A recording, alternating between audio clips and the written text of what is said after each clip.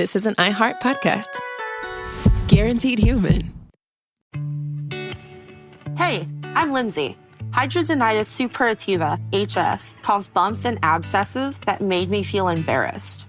I talked to my dermatologist and started a treatment that works for me, Cosentyx. I found relief. Cosentyx secukinumab is prescribed for adults with moderate to severe hidradenitis suppurativa, HS. Don't use if allergic to Cosentyx. Get checked for TB before starting. Increased risk of infections and lowered ability to fight them may occur, like TB or other serious bacterial, fungal, or viral infections. Some are fatal. Tell your doctor if you have an infection or symptoms like fevers, sweats, chills, muscle aches, or cough, had a vaccine or plan to, or if IBD symptoms develop or worsen. Serious allergic reactions and severe eczema-like skin reactions may occur. Learn more at 1-844-COSENTYX or Cosentyx.com.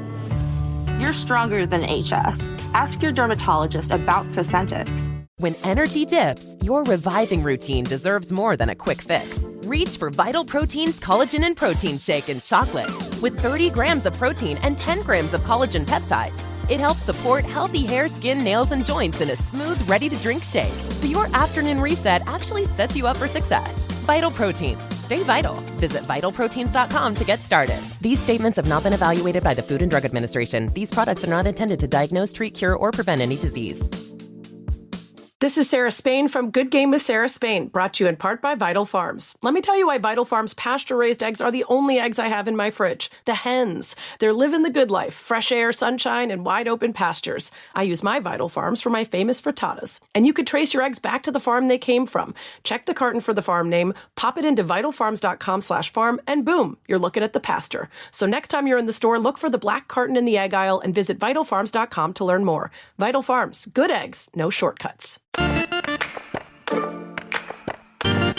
Lots of people have been drawing comparisons between the U.S. invasion of Iraq in 2003 and the attacks on Iran in 2026.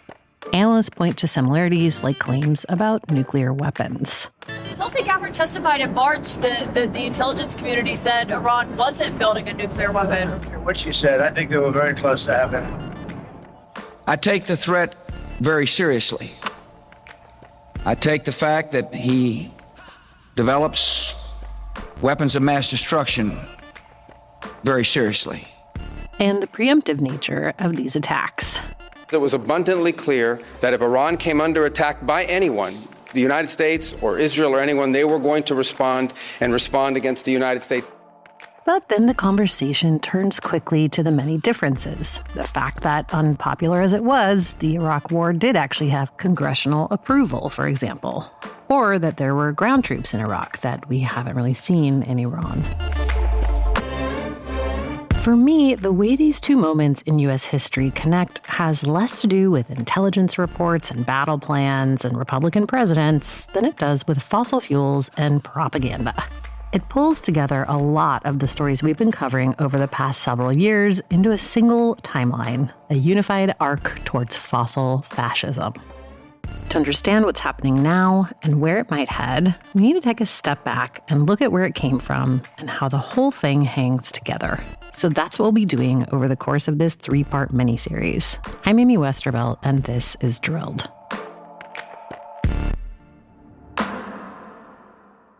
The fossil fuel industry and American identity have always been deeply entwined. And in case anyone ever forgets it, the American Petroleum Institute is there to beat us over the head with it over and over and over again. This year, we mark America's 250th birthday. Since the beginning of our great nation, we have never accepted limits on what can be achieved. That spirit has defined the energy story. In 1859, the Drake Well, America's first commercial oil well, struck oil in northwest Pennsylvania. This breakthrough helped launch a new era of prosperity.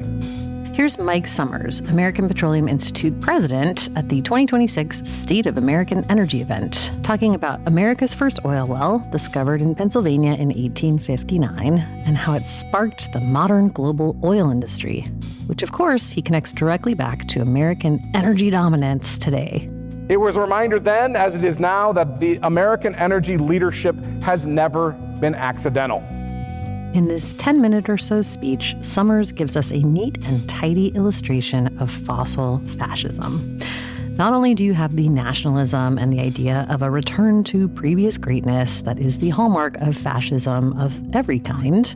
Will we embrace innovation, growth, and prosperity, or slide backward, denying facts, delaying progress, and ignoring the realities of rising demand? That's the choice, and the American people have made up their mind.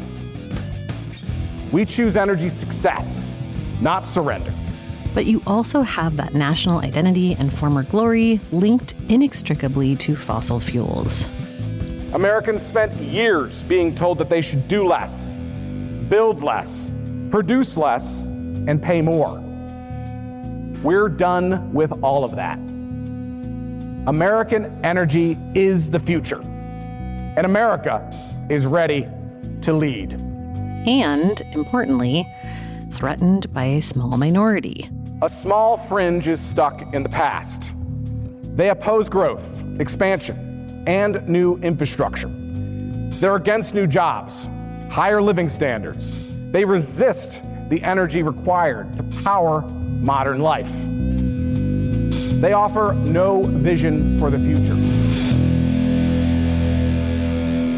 Listening to this talk earlier this year, I was reminded of a conversation I had with Brown University environmental sociologist Dr. Robert Bruhl a few years ago about how long the American Petroleum Institute has been connecting fossil fuels to American identity. The lion's share of the effort that these guys are spending money on is not on science denial. Yes, they spend this much on science denial, and, I'm not saying that that isn't important and doesn't count, but, they're spending probably 5 or 10 times more trying to influence the perceptions of these corporations and the perceptions of their product and tying their product to the American way of life and everything good about America, apple pie mom, the flag, fossil fuels. And so by implication, what they do is they basically say any attack on fossil fuels is an attack on our way of life.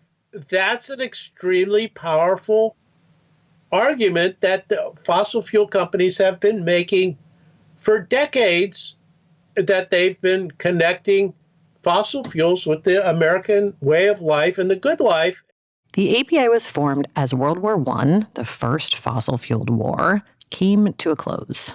Oil companies had been coordinating during the war to ensure a steady supply of fuel to the front. And Standard Oil of New Jersey publicist Ivy Lee thought it would be a shame if that coordination ended when the war did.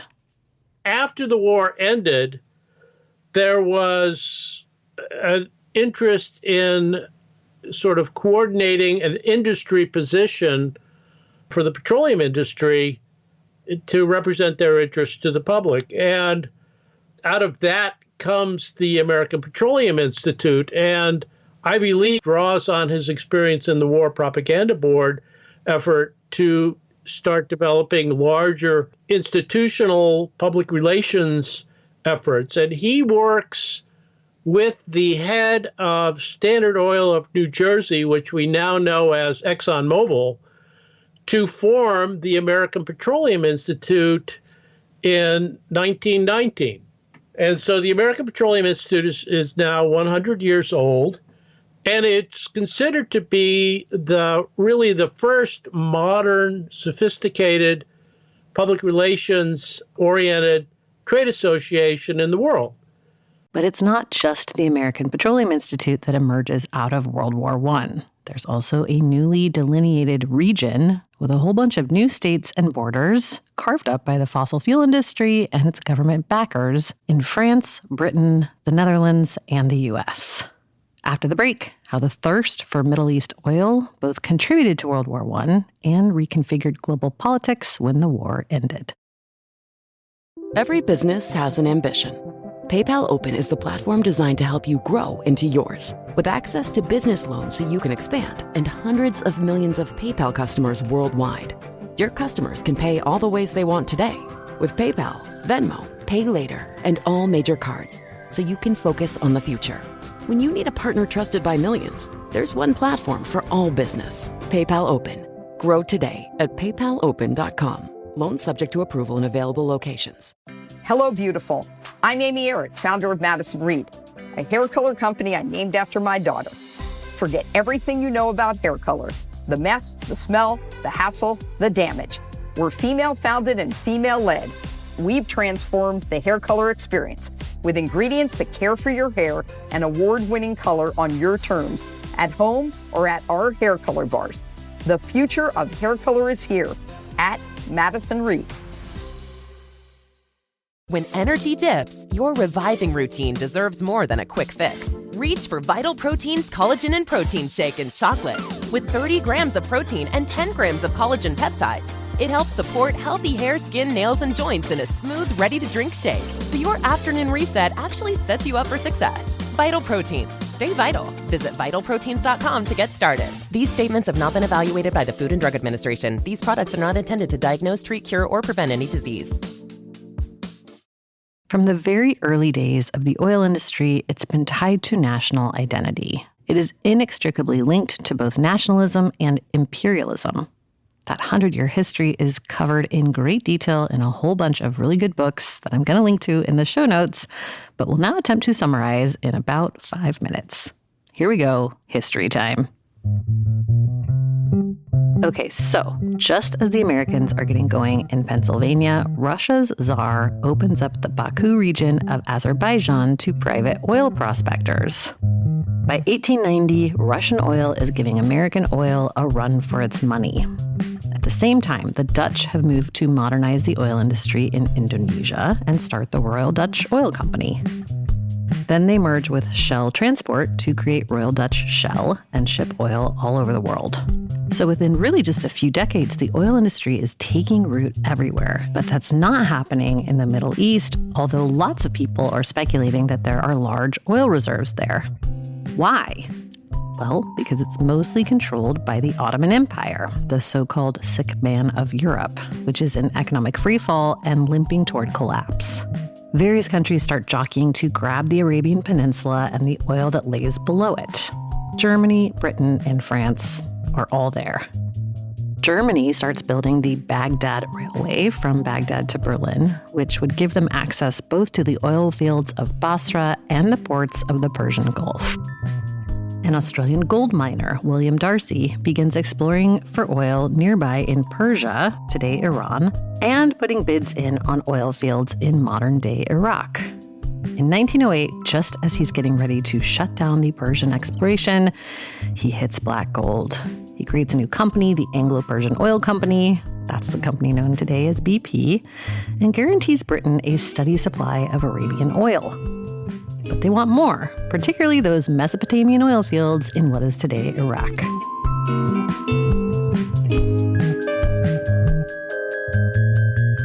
For years, Anglo-Persian tries to convince the Ottoman Empire to give them a concession there. Twice they have contracts drawn up and ready to sign, and something happens.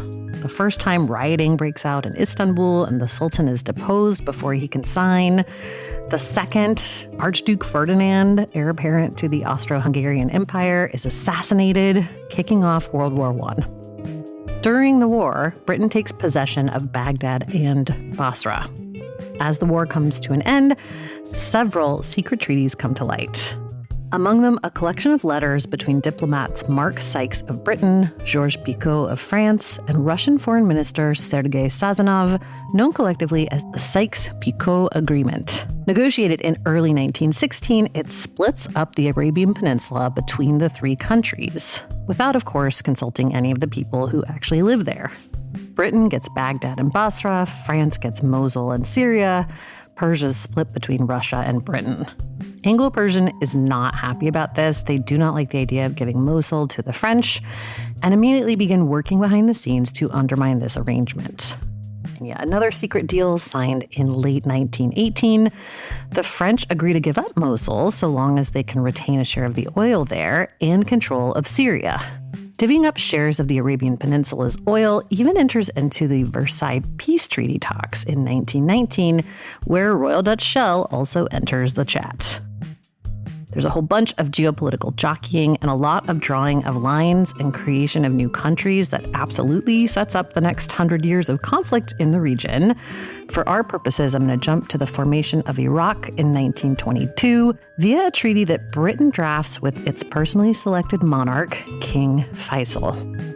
It's important not just because it creates modern-day Iraq, but also because it's where an oil giant that had been missing from the conversation suddenly appears. That's right, it's the U.S., and particularly Standard Oil of New Jersey, the company known today as ExxonMobil. The U.S. had provided most of Britain's oil during World War I, and oil for a lot of the other allies, too, and now they want in on divvying up the Ottoman oil spoils. But in typical American fashion, the U.S. had also refused to join the League of Nations and had never declared war against the Ottoman Empire, only Germany, which had targeted U.S. vessels. At one of the very first meetings of the American Petroleum Institute, U.S. oil executives begin agitating for a way-in to Iraq's oil fields. They start releasing all these white papers and pamphlets and memos and talking to the press about how the British and French oil monopolies are anti-democratic and anti-American. British lords fire back that America has established monopolies for itself in the Philippines and Haiti, only to turn around and criticize Britain for supposedly doing the same in Iraq. A massive amount of imperialist sword fighting ensues, all while pretending to be very, very concerned for the rights of the Ottoman Empire's former citizens, of course. When the alliance between Britain and King Faisal is finalized at the end of 1922, it includes an open door for American oil companies in the region. Success! Except that the Turkish Petroleum Company still legally holds the oil concession in Iraq, and its negotiator, Calouste Sarkis Gulbenkian, a Turkish-born Armenian educated in Britain, is outsmarting all of them. Discussions drag on for years, mostly because of Gulbenkian, and finally in 1928, Gulbenkian is ready to sign a deal.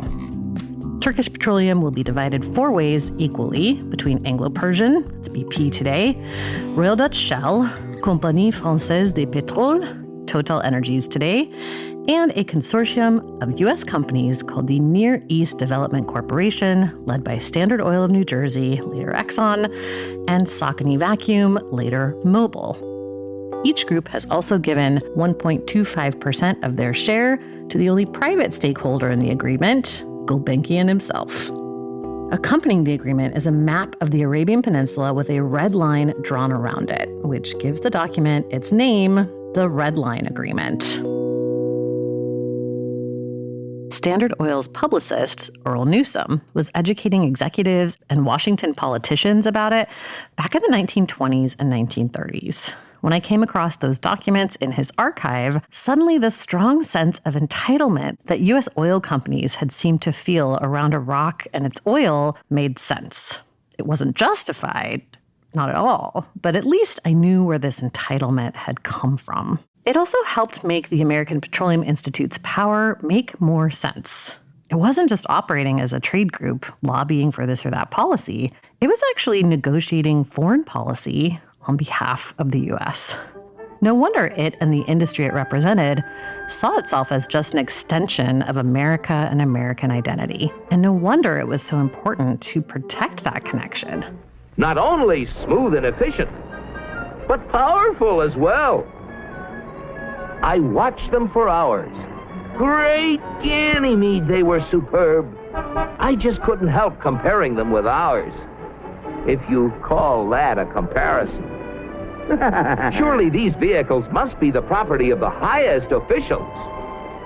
I was wrong. It seems that almost everybody in this country has one of those, they call them automobiles. This is a clip from an American Petroleum Institute propaganda film that came out in the 50s. Dr. Brule told me about it a few years ago, and I think about it all the time. It's done in the style of the Jetsons and depicts Martians landing on Earth. The Martians are communists for some reason, and they visit Earth and they see cars and oil and decide capitalism is the way to go.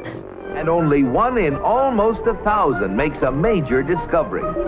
Pretty big odds. Yet America's proved reserves, the oil supplies still underground, have kept increasing steadily. I couldn't imagine how this ever-increasing supply of oil was achieved until I found out that there's not just one, but thousands of oil companies, all competing with each other to discover and develop new sources of oil. For believe it or not, in the USA, anyone who is willing to risk it can drill for oil. The American Petroleum Institute has only increased its power since then. It commissioned one of the industry's first reports on global warming in the late 1960s and was integral in shaping the economic argument against acting on climate change. I was interested in the American Petroleum Institute, and I downloaded all the news articles that talked about the American Petroleum Institute and climate change. And there, as you can imagine, there are thousands of them, and they go all the way back to the 1980s. So I downloaded them and I sorted them chronologically, and I just started reading all of them just to get an idea of what the American Petroleum Institute was saying about climate change. And I noticed that in the early 90s, the American Petroleum Institute is quoting these economists saying, you know, climate change is not a problem, it's not going to hurt society that much, and it's going to be too expensive to get off of fossil fuels. So we shouldn't do anything about this problem. That's Ben Fronta, who heads up the Climate Litigation Lab at Oxford University and uncovered a lot of early API documents on climate change. And then I saw them, the American Petroleum Institute, quoting and referring to these same economists again and again and again for decades.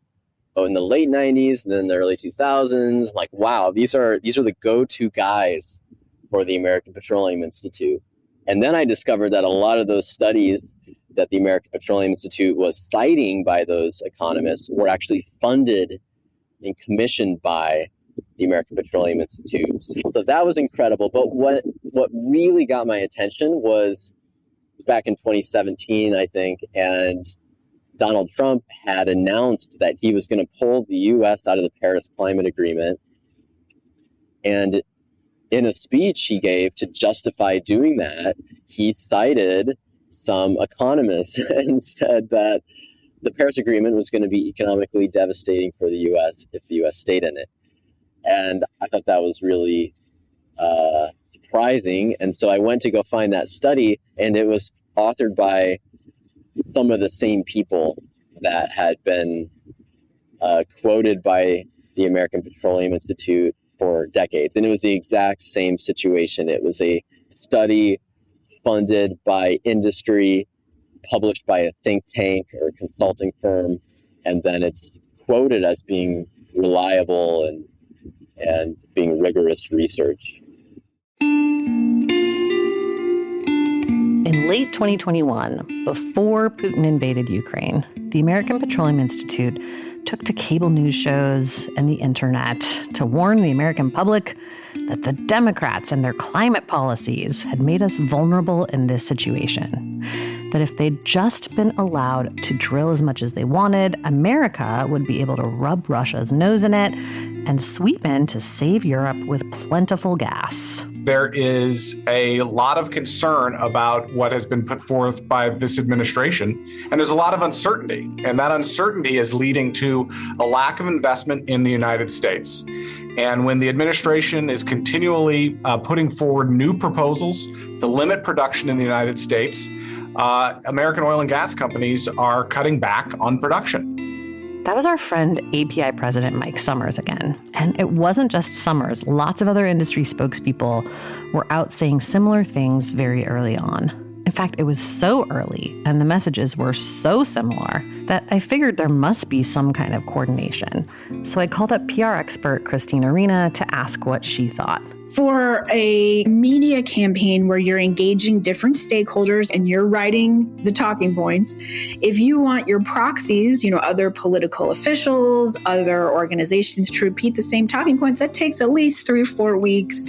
If you're producing a creative ad that is on television, that could take 2 months plus in a tight timeline. This was just too coordinated, given the time frame from the triggering event when Putin invaded to the release of this creative. The intervals were too tight.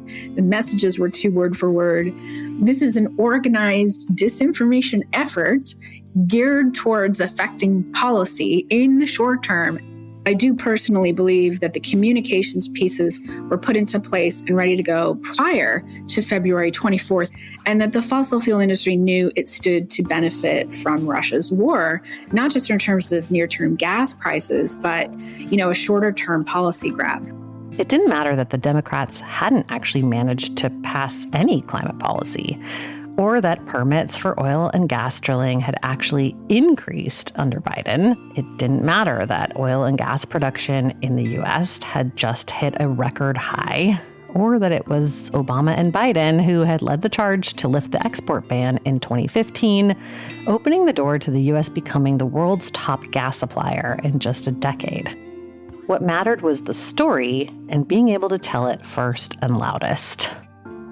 The notion that it's activists and woke people, they should be the ones to fight climate change, It's not relevant for real Americans. This notion that President Biden cares more about climate activists than he does about real Americans. So there's a concerted push around these narratives.